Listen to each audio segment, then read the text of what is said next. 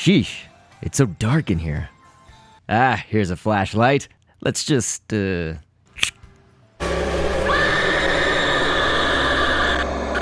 Hello again, YouTube! This is Dr. Kendo, and we're here with Scribblenauts Unlimited. This is the Object Editor commentaries where I create your favorite characters in the Scribblenauts Unlimited Object Editor. It's just a feature on the Wii U and PC versions of this game. We're actually going to need to start off with a rubber glove because we're going to kind of do this semi-hack, I guess, in this game. It's not an actual hack, I'm just using that as code word, but you push this trash bag icon there in the top right corner after you've got the rubber glove being edited. And of course, this glove that's on the left side, you want to copy it and kind of just mess with it so that it's in your panel of objects or stamps or whatever on the left side there. You could see it probably just now. And that's so that we can have that rubber glove that actually has the palm facing down, because normally when you type rubber glove in the object editor, it just comes up with the one palm up. And so we need both of them. So anyway, we're going to start off with the genius for the source object today, and I feel that it's almost kind of related actually to the character. You don't always start off with the source object of what you want your creation to be exactly, but sometimes you do, and in this case, a genius might work because we're actually going with the neighbor from Hello Neighbor, and the only reason I would say a genius might actually work is that it is a game where, of course, the neighbor itself is an AI that can, learn from your every move. We'll talk about that a little bit later, but of course, you just remove the head and the arms and the legs from the genius here, and then I've got a headband, actually, with this kind of spider web net pattern, and that's going to be for the bottom of the sweater vest or whatever that the neighbor is wearing. A train conductor, I don't think I've ever typed this in for this series at all. So should be a new stamp here. We took the back arm of the train conductor and we're going to do that actually for the front and back arms, of course, for our neighbor here. But I also took that rubber glove. I hope you guys noticed I did use it from that panel of stamps and stuff that was on our left side. And then if you just type in rubber glove, as I said, it'll get the opposite one, which is the palm facing up glove right there. And these are going to be for the rubber gloves of the neighbor. We're going to type in Edwin next for the pants, basically. It's mainly just the pants because we're going to give him some custom shoes and everything, so we don't need Edwin's shoes really to be visible, I guess. But I do hope you notice that with the genius, of course, he's got the collar coming out, which is good to represent the neighbor's shirt that's underneath the vest. But we painted the main part of the genius's shirt right there to be the vest's color, so it's got that argyle pattern. You can just get that from the color pattern library, all different kinds of textures and things in there. It's basically that paintbrush down at the bottom middle of the screen, and there's a section of buttons you can press to get color patterns and textures. Chicken finger is what we typed in for the shoes for the neighbor right here. And a worm is actually, we're going to take the tail end piece of that worm, and that'll be for the cap right here of the shoes. They're almost like Converse, how they have that kind of white cap at the tip. And a cuttlefish we can actually do for some of these laces right here. Now, what's interesting about the neighbor is the color of the gloves and the color of the shoes actually can be different in various promotional art that you can see of the neighbor out there from Tiny Build, the company that makes the game. Well, it's like sometimes it might look like the shoes are brown or black, and that also depends on lighting a little bit. But when you can see the neighbor kind of in some bright lighting, I would say, often actually those rubber gloves are more kind of blue rather than black or dark colored. They're like a dark blue, I guess. And then the shoes are also that same blue. And so that's actually, you can just sort of go with the color scheme that you want. Even that vest looks kind of purple in certain lighting and in certain images. But anyway, we're here at the properties editor. This is where you can just edit health and all this kind of behind the scenes information about your character or your creation. So this is where I just like to read background information and fun facts about whatever we're creating in this series. Let's go ahead and talk about Hello Neighbor, which is a stealth horror game about sneaking into your neighbor's house. We've obviously created the neighbor that I speak of here in Scribblenauts now. In the game, you play against an advanced AI that learns your every move. Freaky enough, the neighbor gathers all information about the player's actions and movements and all. Having analyzed it, he comes up with counteractions, traps, and unique ways to challenge the player. The more one plays, the more experienced the neighbor becomes. The game Hello Neighbor is currently in alpha, free for everyone, but there is also a Steam early access release that gets you behind the scenes access to various builds of the game as they arrive. Good stuff. There's kind of a lot of ways I would say you could script the neighbor right here. We just kind of have it it so that when he gets attacked, of course, he becomes fearless. You could also type in brave as another synonym for that, but it basically just means that then he won't shy away from any fights. So if we have him fight something in Scribblenauts, he won't run away, but then he shoots out a projectile of a bear trap. You could do a mug, you could do the hat, any of the things that he will throw out. And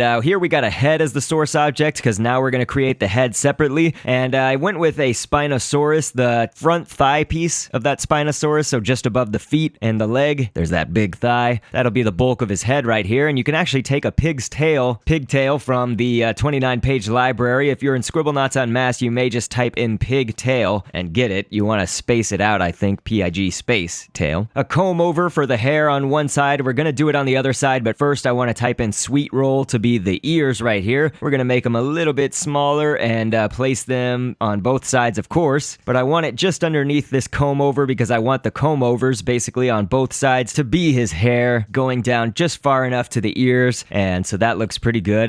But for the middle piece of hair, otherwise he would be balding right there, we do want this, we're going to type in cream, and I don't know, I might have used cream only once in this series. It may actually be the first time that I've used this stamp for this series, so a few new stamps here, which is always good. And if I didn't mention it, of course, that pigtail at the bottom is not facial hair or anything. That's actually a little divot in his chin, and so the neighbor does have that kind of curly Q there in the chin at the bottom. So then I took an almost end tentacle piece of a kraken. You don't want the very, very end piece because that's like a little diamondy triangle type shape. You want this shape right here that sort of has 2 or 3 bends in it. Those are going to be for the eyebrows. Looks pretty good. So kind of like a middle tentacle piece of a kraken. Then I went with these hemisphere shapes. It's like a half sphere. You can grab it from the geometry library if you're in Scribblenauts Unlimited. If you're playing in Unmasked, you're going to need to type in hemisphere. And then we've got dot, so I can type in dot and make that be kind of the bulk of his eyes, this white part right here. But then I'm going to use another dot and shrink it down as small as possible, paint it this greenish color to be for the neighbor's eyes, and then we got pimple to be the pupil. So that kind of rounds out the design for the neighbor's eyes. Looks kind of freaky, and that's exactly how it should look. So I mentioned the 29-page library earlier. That's where we're going to grab actually this little shape for his nose right here on the 3rd page, bottom left corner. There is an arm shape, and then actually on the 1st page there's a little mustache. You can type in mustache, but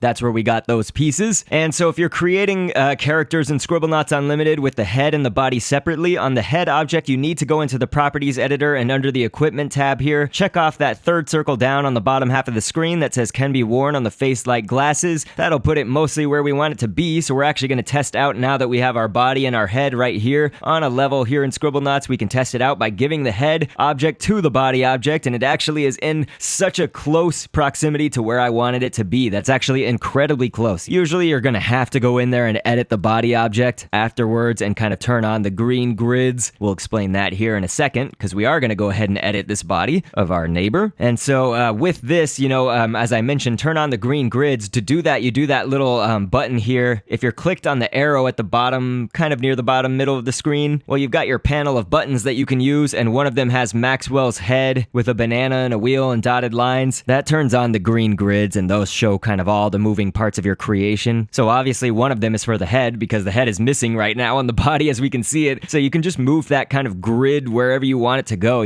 Maybe for this purpose, I actually just wanted it to move a little bit more forward and just up ever so slightly, like 1 click up, but forward more so. But sometimes you may need to move it down or up or left or right. So that's kind of what you do for that process. We'll have him fight something just to show off his animations and whatnot. So I just, for whatever reason, I typed in a neighbor in Scribblenauts. I thought it might be fun to have a neighbor versus neighbor, because that's like the game. But here we got our neighbor that we custom created against one of the brave, evil, strong neighbors of Scribblenauts. So right there, it's looking kind of self-explanatory, I would say. He gets hit whenever he loses or gains health. Our neighbor becomes fearless, so he didn't run away. So that worked. And he was shooting out those little bear traps. You could even make any of that his main weapon projectile as well. If you go into weapon, that tab on the scripting tool for the body object, and then you just make it be a shoot projectile instead of bashing, and that's how you could do it like that. But I really hope that you guys enjoyed seeing the neighbor here. It's quite crazy to see side by side the neighbor of,